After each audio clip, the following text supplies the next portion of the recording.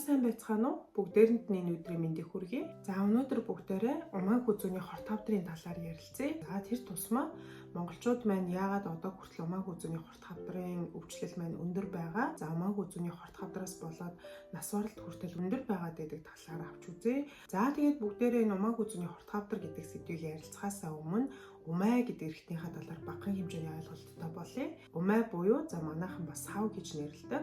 За энэ маань эмэгтэйчүүд маш чухал эрхтэн гэдгийг та бүгдээрээ мэдж байгаа. За тэгэхээр энэ зурган дээр харах юм бол умай гэдэг маань их бие, ёроол, хүзүү гэсэн хэсгүүдээс тогтдог байгаа. За тэгээд энэ умай хүзүү гэдэг бол умай буюу савны нэг өсөндөө үүдийг гэж байгаа юм. Өөрөөр хэлбэл энэ умай буюу сав маань үтрээтэй холбогдож байгаа хэсгийг бид нар умай хүзүү гэж нэрлэдэг. За тэгэхээр энэ хэсэгт үүсэж байгаа хавдрыг ерөнхийдөө умай хүзүүний хорт хавдар гэж нэрлэдэг. За тэгэхээр энэ умай хүзүүний хорт хавдар гэдэг бол бас бусад хавдруудыг бодвол маш онцлог хавдар. За юугаараа онцлог юм гэхээр нэгдүгээрт үүсгдэг шалтгаанууд тодорхой байдаг. За өөрөөр хэлбэл бусад төрлийн хавдрууд ерөнхийдөө шалтгаан тодорхойгүй байх нь илбэг байдаг. Үүнээс ч болж үүсч магадгүй, за тэрнээс ч болж үүсч магадгүй гэсэн таамаглалууд маш их байдаг бол умай хүзүүний хорт хавдар бол эсрэгээрээ юунаас болж яагаад үүсдэг нь маш тодорхой болоо батлагдчихсан. За энэ маань хүний хөхөнцөр вирус буюу одоо бид нар папиллома вирус гэж нэрлэдэг штеп. За үүгээр үүсгэгддэгэ гэд тодорхой болоод батлагдчихсан байдаг. За тэгээд мөн дээрэс нь энэ хүний хөхөнцөр вирус буюу папиллома вирусаас урьдчилсан сэргийлэх вакцин хүртэл гараад ирчихсэн байгаа. Тийм болохоор бид нар умаан хүзүүний хавдраар өвдгөөс бас сэргийлж чадна гэсэн үг байна шүү дээ. За үүний дараах онцлог шинж нь гэвэл умаан хүзүүний хавдрын явц нь маш удаан байдаг. За өөрөөр хэлэх юм бол энэ хүний хөхөнцөр вирусын халдвар авлаа гэд тэр дороо ч юм уу 1-2 жилийн дараа хавдар болно гэсэн үг биш. Умаан хүзүүний хавдар бол маш удаан явцтай олон жилийн туршид үүсдэгээр онцлог байдаг. За тэгээд хүний хөхөнцөр вирусын халдвар авлаа гэхэд шууд умаан хүзүүний хавдар болохгүй. За дунд нь хавдрын урдил үе гэдэг үе шатыг дамждагаараа онцлог. За тэгэхээр энэ хавдрын урдил үе буюу умаан хүзүүний дисплази гэж бас нэрлэдэг.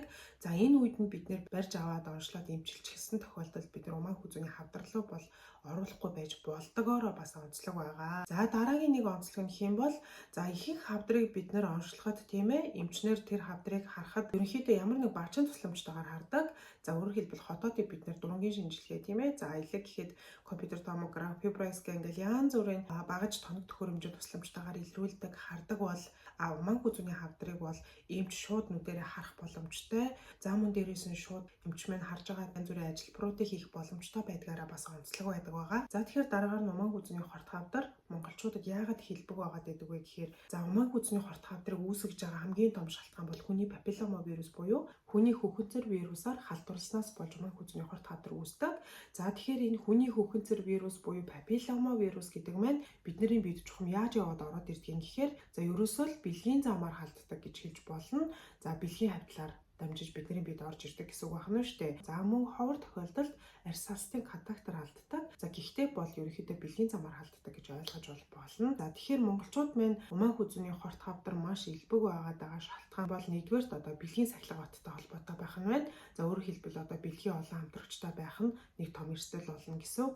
За мөн дээрээс нь бид нар одоо нэг умаан хүзүүний хорт хавдрыг илрүүлэх эсийн шинжилгээг за одоо нэг 30-аас 60 насны эмэгтэйчүүдтэй 3 жилийн зайтай хийдэг шүү дээ. За үүгээр нөгөө эртэлрүүлэх маань ийм сайн явагдаж байгаатай холбоотой умаан хүзүүний хорт хавдартай хүмүүс бас маш ихээр илэрч онцлогдож байгаа гэсэн үг байх нь байна. За тэгэхээр бүгдээрээ энэ умаан хүзүүний хорт хавдрыг үүсгээд байгаа хүний хөхөнцөр вирус буюу папиллома вирусынхаа талаар товчхон ярилцъя. За би өмнө нь бас видеогоор оруулсан байгаа. Тэрийг үзээрэй. За тэгэхээр хүний хөхөнцөр вирус буюу папиллома вирус маань бэлгийн замаар бидний биед орж ирдэг буюу халдварладаг байх нэ. За тэгэхээр ерөнхийдөө бол эмэгтэйчүүдийн нэг 80% орчим нь буюу маш өндөр хувь нь амьдралынхаа туршид нэг удаа одоо хүний хөхөнцөр вирусын халдвар авсан байдаг гэж үздэг байгаа. За тэгээд нэг чухал зүйл гэх юм бол энэ хүний хөхөнцөр вирусаар халдварлагдсан хүн болгон умаан хүзүүний хорт хавдар үүснэ гэсэн үг бол ерөөсөө биш байгаа.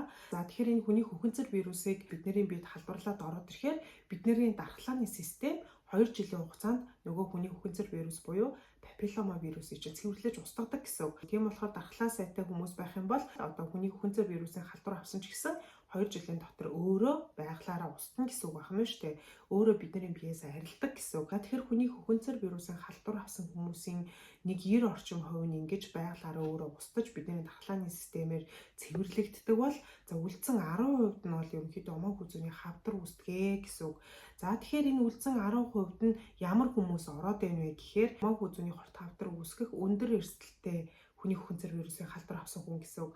За тэгэхээр энэ хүний хөхөнцөр вирусыг дотор нь бас өндөр эрсдэлтэй бүлэг буюу бага эрсдэлтэй бүлэг гэдээ би хуваачдаг гэж өмнө нь видеон дээр ярьсан байгаа. Өндөр эрсдэлтэй гэдэг нь болохоор умааг үзүүний хорт тавдрыг үүсгдэг хэлбэрүүд учраас одоо өндөр эрсдэлтэй хэв шинж гэж нэрлсэн байдаг. За тэгэхээр та хүний хөхөнцөр вирусын халдвар аваад дээрээс нь энэ халдвар маань умааг үзүүний хавдрыг үүсгэх өндөр эрсдэлтэй хэв шинж, одоо жишээ нь 16, 18 дугаар хэв шинж юм уу тийм ээ. Иймэрхүү өндөр эрсдэлтэй хэв шинжээр халдварлагдсан байгаа. Тэгээд дээрээс нь нэмээд одоо нөгөө хавдар руу шилжихэд нь нөлөөлдөг, өөрөөр хэлбэл хавдар болоход нь түлхээд өгдөг зүйлүүд гэж байдаг. За эдгээрт нь юу ордог гэхээр за нэгдүгээрт удамдаа хавдрын төвөгтэй, өөрөөр хэлбэл танаа гэр бүл удамд нь за одоо энэ эмэгтэйчүүд умааг үзүүний хорт хавдраар өвдөжсэн түүхтэй байх. За хоёрдугаарт дархлаа сул байх. Өөрөөр хэлбэл дархлаа дарангуулах эм эмчилгээ хийлгдэг хүмүүс байдаг шүү дээ. Одоо бөөр шилжүүлэн суулгасан, элэг шилжүүлэн суулгасан. За дээрээс нь системийн чонон яар гэх мэт өвчнүүдийн үед бид нар дархлаа дарангуулах юм уудаг. За тэгэхээр дархлаа дарангуулах юм уухаар нөгөө хүний хөхөнцөр вирусын халдвар бид нар авсан ч гэсэн дархлаа маань тэр вирусыг устгаж цэвэрлэж чадахгүй болох нь шүү дээ. Яагаад тэгэхээр тэр хүмүүс маань өөрийнхөө үндсэн өвчнийг эмчлэх зорилгоор дархлаа дарангуулах юм ууж байгаа учраас дархлаа султай хүмүүс байдаг байна. За мөн дээрээс нь тамхи татдаг эмэгтэйчүүдэд умааг үзүүний хорт хавдар бас маш их үүсдэг. Жирэмснээс хамгаалах дааврын маш олон жил уусан тохиолдолд бэлгийн харьцаанд эрт орох буюу бага наснаасаа бэлгийн харьцаанд орсон тохиолдолд за мөн бэлгийн хамтрагч олонтой хүн. За тэгээд дээрээс нь бэлгийн замын өөр бас хавсарсан өвчтөй байгаад үүнийг эмчлүүлэхгүй явах тийм үү. Тэгэхээр ерөнхийдөө хүний хөхөнцөр вирусын халдвар авчихсан хүмүүс маань иймэрхүү зүйлүүдээс байх юм бол энэ маань цаашаа үргэлжлээд умааг үзүүний хавдарт шилжих өндөр эрсдэлтэй гэсэн үг байна шүү дээ. За тэгэхээр үүний дараагаар умааг үзүүний хорт хавдартай хүнд ямар шинж тэмдэг илэрдэг? За өөрөөр хэлбэл умааг үзүүний хорт хавдартайгаа би хэрхэн мэдэх вэ гэж бас шиг асуудаг. За тэгэхээр ерөнхийдөө умааг үзүүний хорт хавдар ихэнх үедээ байх юм бол шинж тэмдэг илэрдэггүй, өвддөггүй байгаа. Хавдар маань нэлээд газар аваад ирэх юм бол харин сарын тэмдгийн хугацаа биш хэрнээ доошо өвтрийгээр цус гардаг. Өөрөөр хэлбэл ямар ч мөчлөггүйгээр доошо цус гарна гэсэн үг байна. За мөн сарын тэмдэг ирсэн ч гэсэн удаан үргэлжилдэг. За мөн дээрээс нь доошо эвгүй өнөртэй зүйл гарна. За тэгээд бэлгийн харьцааны дараа цус гардаг. За энэ нь яаж байгаа юм гэхээр хавдар шархлаа мань томорчихсон байхад бэлгийн харьцаанд орохоор одоо нөгөө хавдрыг цочруулсантай холбоотой тэндээс цус гардаг гэсэн үг байна. За хүн дээр бийцсны дараа бас цус гарч болдог. Яагаад тэгэхээр хүн дээр бийцсахаар бид нар хэвлийн доод хэсэгтээ даралт өгч гин гэсэн үг. За тэгэхээр энэ даралтнаас болоод нөгөө хавдраас мань цус гарч болдог гэсэн үг. За тэгээ хавдар маань бүр цаашлаад газар авах юм бол өвчтөн маань турна, ууц нуруугаар өвдөн, доод мөчтөөр хавгнана, за бүр шээсний гарц багасах гэх мэт иймэрхүү шинж тэмдгүүдийг бол өгөөд эхэлдэг байгаа. Гэхдээ умааг үзүүний хорт хавдар маань иймэрхүү зовир шинж тэмдэг илрээд эмчит үзүүлэхээс илүүтэйгээр умааг үзүүний хорт хавдрын эрт илрүүлэг буюу эсийн шинжилгээгээр бол ихэнх нь илэрдэг. За тэгэхээр хүмүүс эсийн шинжилгээгээр одоо ингээд умааг үзүүний хавдар онцлогдохоор үшээ надад ямар ч зовир байгаагүй штэ. Энэ яг үнэхээр хавдар юм уу гэж эргэлзээд байдаг. Тэгэхээр умааг үзүүний хавдар ихэнх үедээ бол зовиргүй байдаг учраас одоо эрт илрүүлгээр их илэрдэг байх нь байна. За тэгэхээр дараагаар нь умааг үзүүний хорт хавдрыг хэрхэн илрүүлдэг, хэрхэн шинжилдэг талаар товчхон дуртад явъя. За тэгэхээр умааг үзүүний хорт хавдрыг илрүүлдэг хамгийн гол шинжилгээ бол умааг үзүүний эсийн шинжилгээ гэж хийдэг байгаа. Одоо манай Монголд бол 30-аас 60 насны эмэгтэйчүүдэд 3 жилийн зайтай ингэж умааг үзүүний эсийн шинжилгээ хийдэг. Харин Солонгост бол 2 жилийн зайтай улсаас үнгүү хийдэг.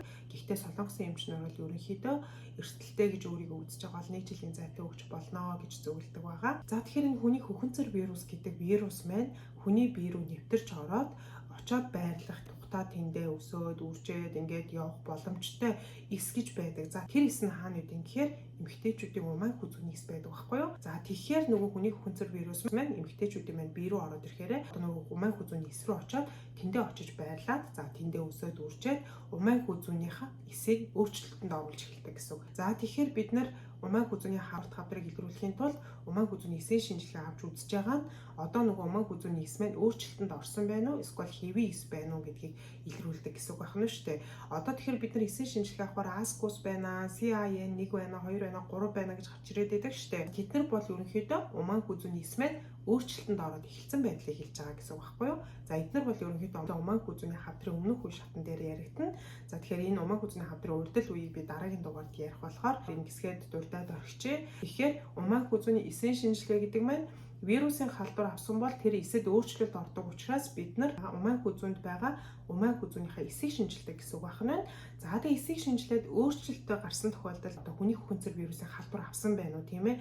За энэ өөрчлөгдөд байгаа шалтгаан нь хүний хүнцэр вирусаас болоод байна уу гэдгийг үзэх зорилгоор хүний хүнцэр вирусын шинжилгээг нэмэлтээр хийдэг гэсэн үг байна шүү дээ. Тэгэхээр бүгдээрээ умаа хүзүүний эсийн шинжилгээ болон хүний хүнцэр вирусын шинжилгээ хоёрыг нэг шинжилгээ гэж юусоо бодож болохгүй байна. За тэгээд умаа хүзүүний эсийн шинжилгээ авлаа. За үүний дараа колпоскоп буюу одоо өтрийг томруулан дурандах ийм шинжилгээ бас хийдэг. За энэ шинжилгээ маань умаа хүзүүний учуур эс ба судасны зураглалыг одоо маш олон дахин томруулж хурц хэлээр харж уншилдаг багцын шинжилгээний арга. Энэ шинжилгээг бас хийдэг. За тэгээд хүний хүнцэр вирус буюу папиллома вирусын шинжилгээ гэж хийдэг байна. За мөн дээрээс нь эдийн шинжилгээ хийдэг. Одоо умаа хүзүү конус хэлбэрээр өөлж авах гэж ярьдаг. Лип хийлгэн гэж манайх ярьдаг штэ. За энэ шинжилгээг хийгээд одоо нөгөө авсан эдээсээ эдийн шинжилгээнд явуулаад энэ үнэхээр умаа хүзүүний хавдар юм уу, альсгол хавдрын өмнөх шат юм уу гэдгийг нарийн уншилдаг гэсэн үг. За тэгэхээр эдгээр шинжилгээнүүд хийгээд ерөнхийдөө умаа хүзүүний хортой хавдрыг бид нар оншиллоо гэхэд одоо бид нар яаж эмчлэх вэ тийм ээ? Эмчилгээний талаар бас бүгдээрээ товчхон мэдээд авчээ. За тэгэхээр умаа хүзүүний хорт хавдрын эмчилгээ гэдэг маань умаа хүзүүний хавдрын хэмжээ, харахалт буюу үе шат. За одоо хэдгээр үедээ байгаа, хэр их тархалттай, хэр их үсрэхэлтэй байгаа тийм үү? Эдгээрээс шалтгаална. За мөн дээрээс нь маш чухал зүйлээ нэг бол тухайн эмэгтэй цаашдаа төрөх төлөвлөгөөтэй байгаа эсэх, хүүхэд гарах төлөвлөгөө байгаа эсхийг бас харгалзаж үзчихээж эмчилгээг сонгож хийдэг гэсэн үг. Тэгэхээр умаа хүзүүний хорт хавдрын эмчилгээний хувьд бол за нэгдүгürt мис засал хийх боломжтой бол мэдээж маш үр дүнтэй эмчилгээ гэж үздэг. Тэгэхээр умаа хүзүүний хорт хавдртай хүн болгоно мис засал эмчилгээ хийн гэсэн үг биш. За умаа хүзүүний хорт хавдрын үе шат гэж байдаг. За тэгэхээр мис засал эмчилгээг бол ерөнхийдөө умаа хүзүүний хорт хавдрын 1-р шат болон 2-р шатын ихэнх үед бол хийдэг байгаа. Мис засал эмчилгээний хувьд бол умаа хүзүүний хавдрын өөрчлөлттэй хэсгийг авах, за умаа хүзүү бүтнээр нь тайрч авах, умааг бүтнээр нь тайрч авах, хавдраас шалтгаалаад умааг эргэн тойрны эдтэй авах гэх мэт заслын төрлүүд байдаг. За тэгээ үүний дараагаар хим эмчилгээ байна, туяа эмчилгээ байна. За тэгэхээр хим эмчилгээг дангаар нэг тохиолдол байна, туяа эмчилгээтэй хавсрах тохиолдол байна. Мис засал эмчилгээ хийсний дараа нөгөө хавдар маань дахиад сэргийлээд туяа эмчилгээ хийх тохиолдолж байдаг. За мөн зарим тохиолдолд хавдар маань арцгийн хүн дээр үгээд тархалттай тохиолдолд мис засал хийхгүйгээр туяа эмчилгээ хийх тохиолдол байдаг. За энэ нь мис засал хийх боломжгүй гэсэн үг бол биш. Мис засал хийчихээр мис заслын дараах гарч болох хүндрэлүүд нь бас байгаад байдаг учраас үүнийг эмчлэгч эмч маань бас тооцож үзээд шууд туяа эмчилгээ хийх тохиолдол бас байдаг.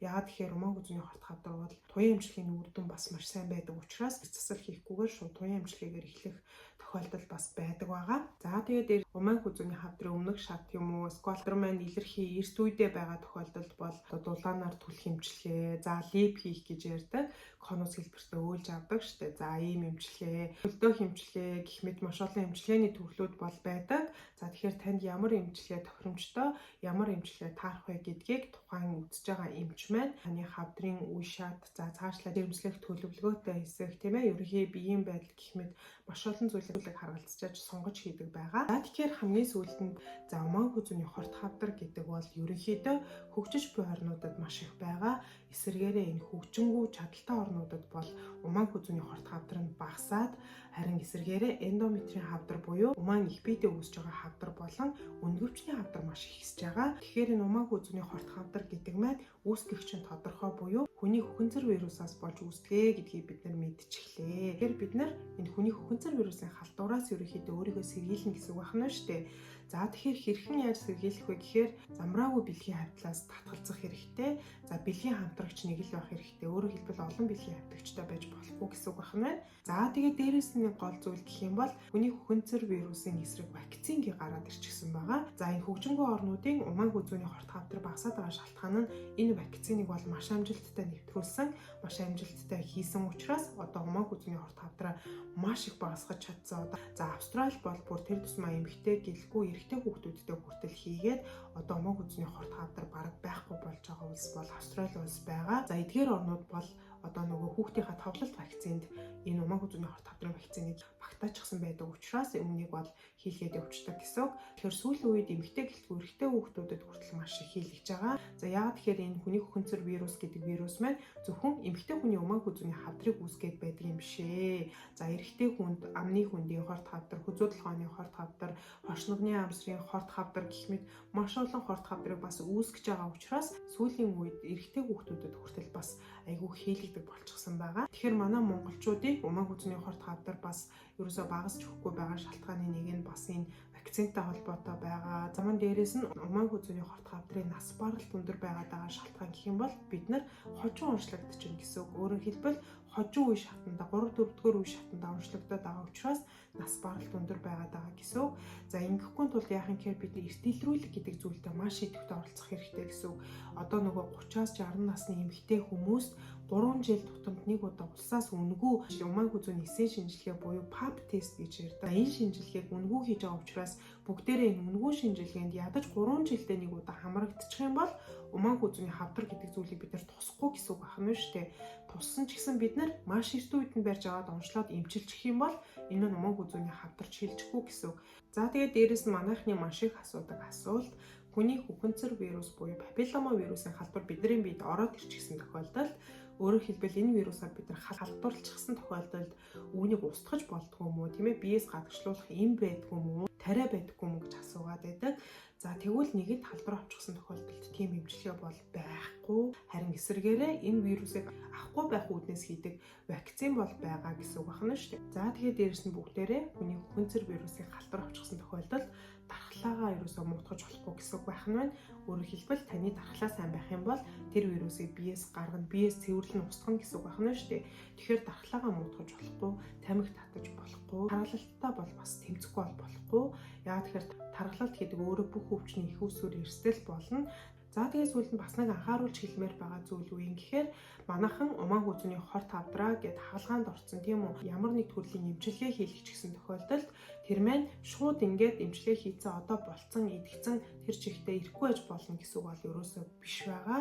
За тухайн эмчилгээ хийсэн эмч маань таныг цаашдаа хэдэн сарын дараа, жилийн дараа ирэх гэх нь тэр үед нь заавал ирэх ёстой. Ерөөсөө нэг харамсалтай зүйл нь манайхан хавдар гэд хаалгаанд орлоо үзүүллээ. Одоо болцсон окей идэгцэн гэж явуулдаг. Энэ бол маш буруу. Эмч маань тодорхой хугацаагаар таныг хянжаагаад за одоо бол ерөнхийдөө ирэхгүй байж болно юм байна гэд хэлсэн тэр цаг хүртэл та аюултай очоор хаалгаанд орсон ч гэсэн тийм ээ хийм туяа эмчилгээ хийлгэсэн ч гэсэн ерөөсөө тоохгүй хайж болохгүй шүү гэдгийг бас бүр чухалчилж хэлмээр байна. За тэгээ бүгдээрэнд нь амжилт хүсье. Баярлалаа.